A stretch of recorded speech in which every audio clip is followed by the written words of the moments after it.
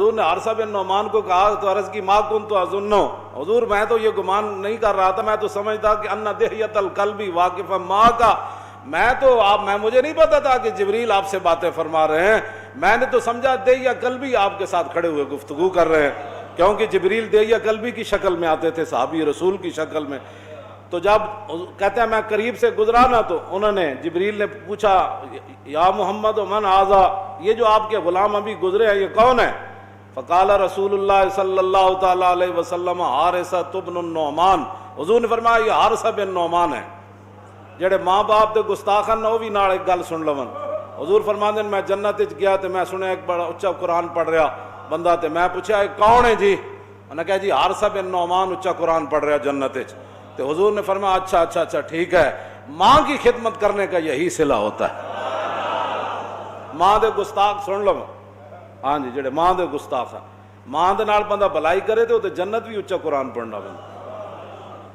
تے اے جی ماں میری بڑی ڈاڈی، اور ڈاڈی جمعہ تے تینوں اس نے ہے ڈاڈی یہ جیو جی ہے تو ماں تو تیری نا، تو جگر تو انہیں تینوں پلایا۔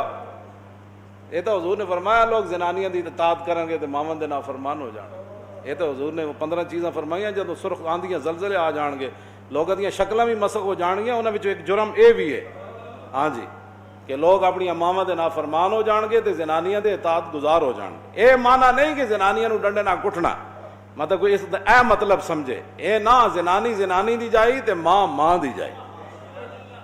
اے اسلام جڑا وہ اعتدال دا دین ہے، ہر کسی نو او دا حق دیندا ہے ہاں جی۔ اے نہیں مطلب ہوندا کہ حق چھین کے اسلام کسی نو دیندا ہے، نہ حق اس دا اپنا دیندا ہے۔ تے ماں باپ سبحان اللہ ماں باپ ہی ہوندے، جیو جے مرضی ہوون ماں باپ ہی ہوندے۔ تے جڑے لوگ ماں دے گستاخن او حضرت حارثہ بن نعمان دے اس عمل دے اتوں سبق حاصل کرن۔ جے تسی چاہندے ہو بھائی قبر وچ تے حشر وچ تے جنت وچ اچا قرآن پڑھیا جائے تے پھر ماں باپ دی فرما برداری کرو۔